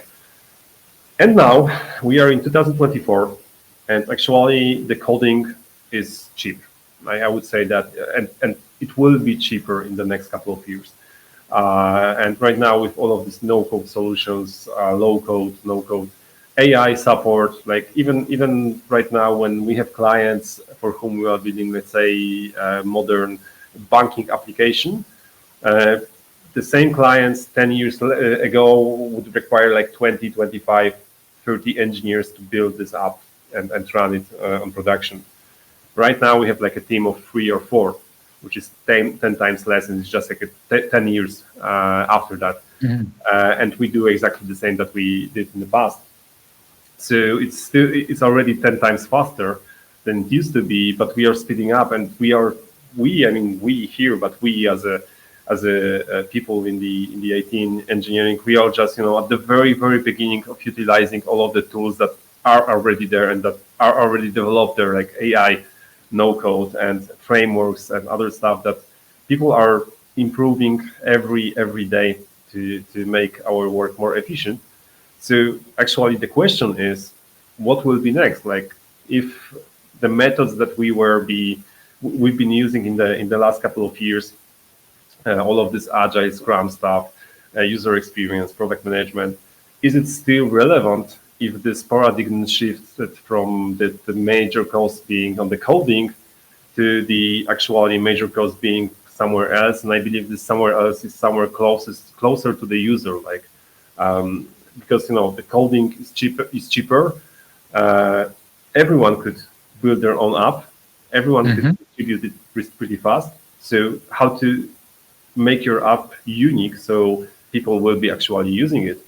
And this is something that is shifting right now. This is something that is changing, and this is something that I believe will be the challenge for all of the people in the product development, in the software product development in the next couple of years.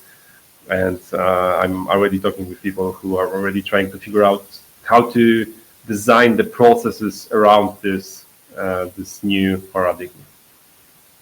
I really like that, and really think about, okay, at a different kind of level. So that's yeah, it's I think rather important indeed, like you say. So the future is a different kind of way. And I really like how you bring it also with the whole history. It's not just this is a shift. No, this is just one of the many shifts. And after this shift, there will definitely come another, which we can't foresee right now. But yeah, like you said, some of the things that have been changing, people didn't always see it coming. People didn't always realize that. Okay, the fact that we have everything on the internet and we can redeploy new versions in just seconds and not having to shift disks and everything is a huge difference.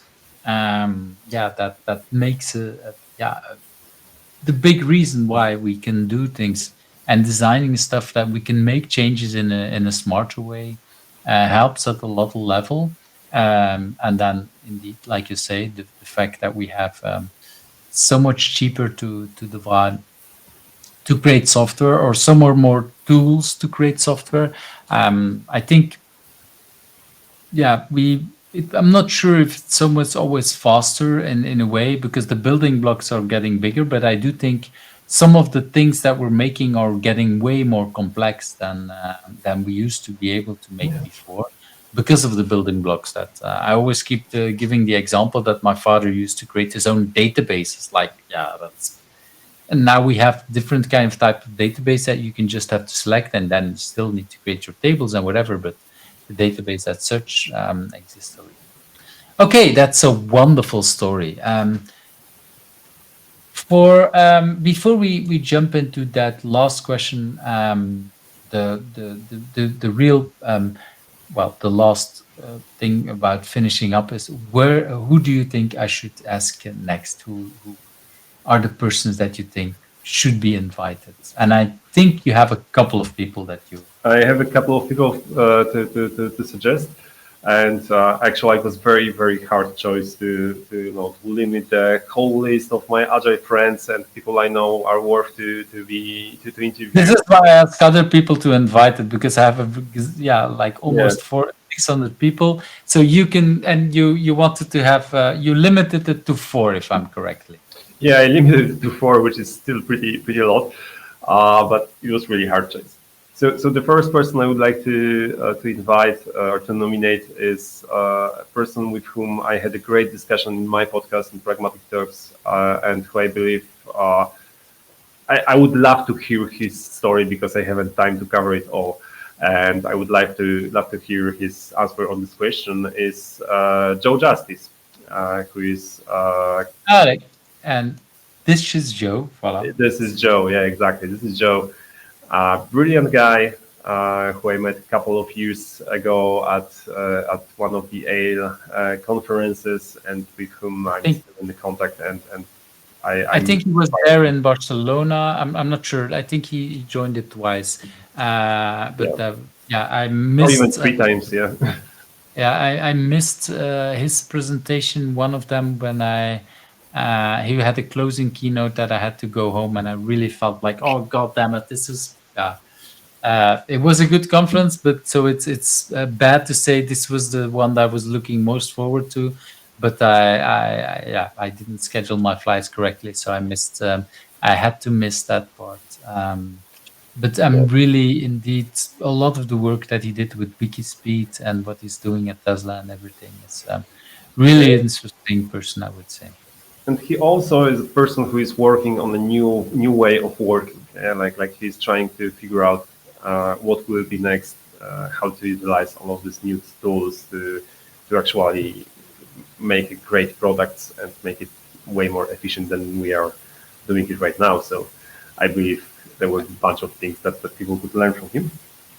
Okay, so the next person I have on my list is Tomasz Włodatek, who is one of the very first. Should Yes, be Thomas, if I'm correct. yes.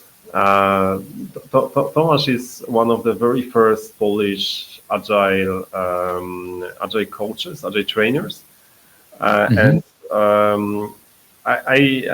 I would call him a godfather of the whole generation of agile people in Poland. And I would also love to hear his story and to learn where did it came from and how did it started.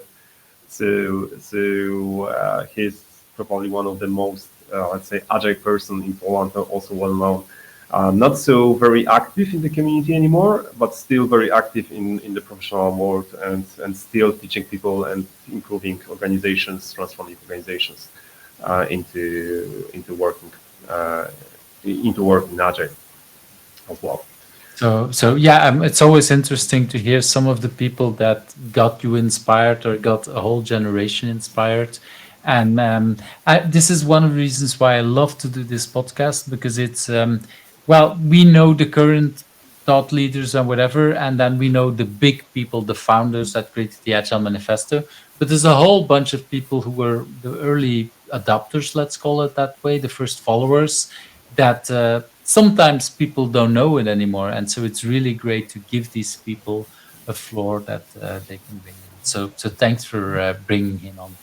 Okay, let's have that third person. First person is, I think we both know him more or less well, and I was surprised actually when I didn't found his name on the list of the podcast already, and that was the main reasons main reason I provide this name is Olaf Levitz, who is And my mouse doesn't want to show him. This is Olaf, and actually Olaf is a big inspiration why I have this whole series, because originally Olaf, he wrote a blog post about I don't remember the exact title, but it was something like great agile coaches, and he wrote that one about me, and I was really like blown away what he wrote. And at the same time, I was looking for inspiration to write my own blog. So I thought, oh, I want to copy that idea. But I had very limited time. So I thought, okay, instead of me inventing something, or not inventing, writing about people, why don't I ask people to write about themselves? So I came up with a list of, I think, 7 or 8 questions, not the 10 that I have now.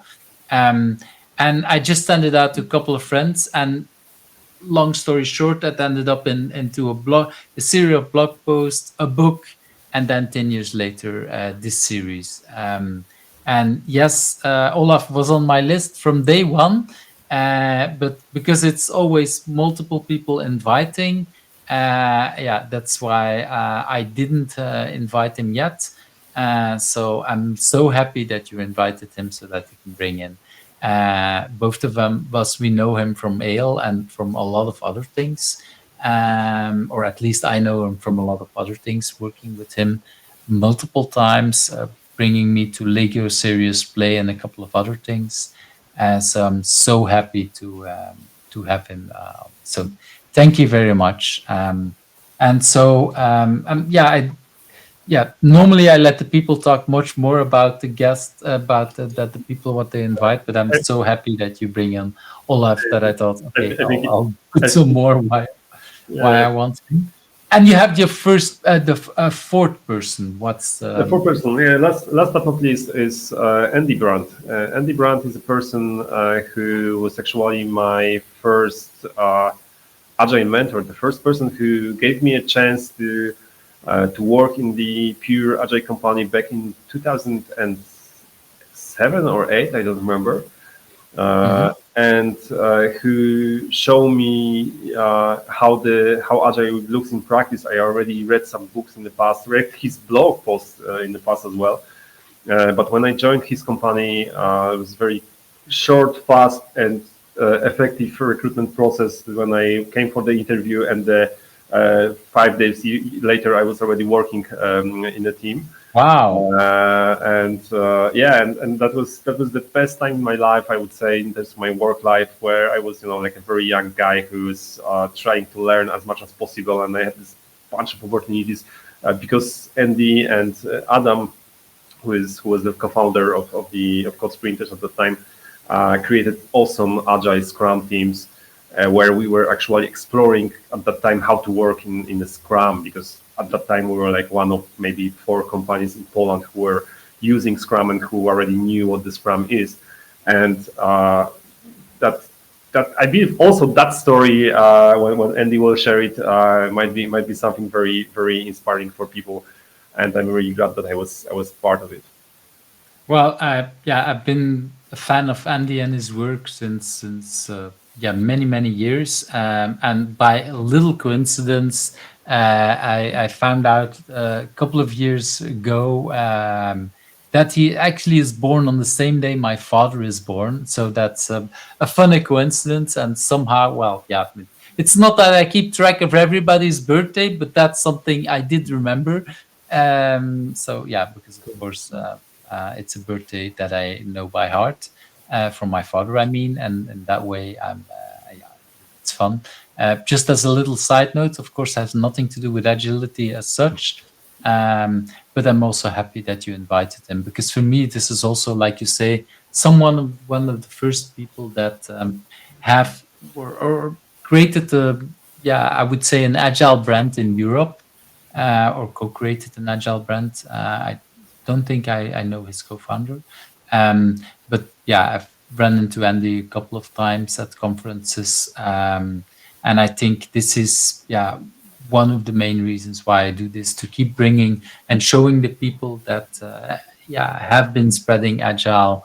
I do hope, well, for me, it's multiple things. I think it's also the new people, the agilists of the future, but it's also showing the current people like, hey, we are all standing on the shoulders of giants, and is one of these, I would say, too. So, Wiktor, it's been a wonderful time. We've been almost at 2 hours, probably a little bit longer. Okay, we lost the connection for a couple of minutes, so maybe the end recording will be just less than 2 hours.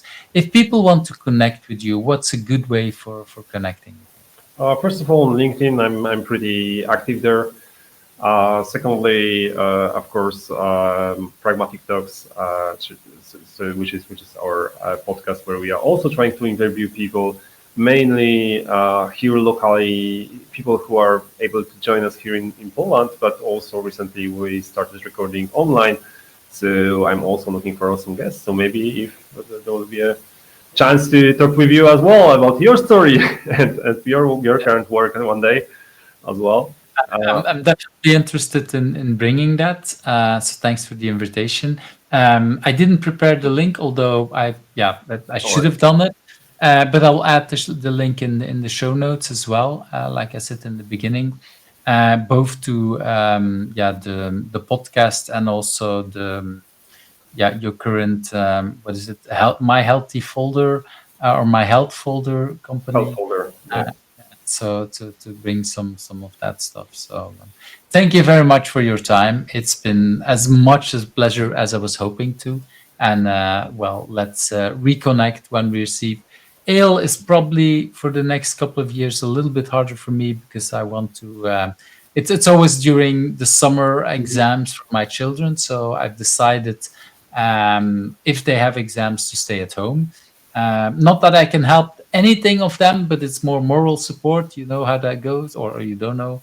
But for me, that is important. But after that period is gone, I will definitely try to connect again with Ale and some other conferences. And like you said, we probably can connect as well on different kind of online platforms and take it from there. Definitely. So thank you very much for invitation, and thank you, Suzanne and Sylvia, for nomination for this invitation. That was a huge pleasure for me to be here. And as I mentioned before, even answering the question, I thought that I don't have an answer was pretty valuable for me as well, because it appeared that there are some answers somewhere deeper. So thank you very much. Yeah, that's for me one of the nice things, is that when people sometimes come up with answers in the moment, and then turns out to be some of the most valuable ones. So yeah, that's this is why I like when we do these kind of conversations. So thank you very much for your time, and see you later. Thank you. Thank you for watching Who's Agile, where the stories of agilists come to life. I hope you liked today's interview. Subscribe if you're not subscribed and want to get to know other agilists.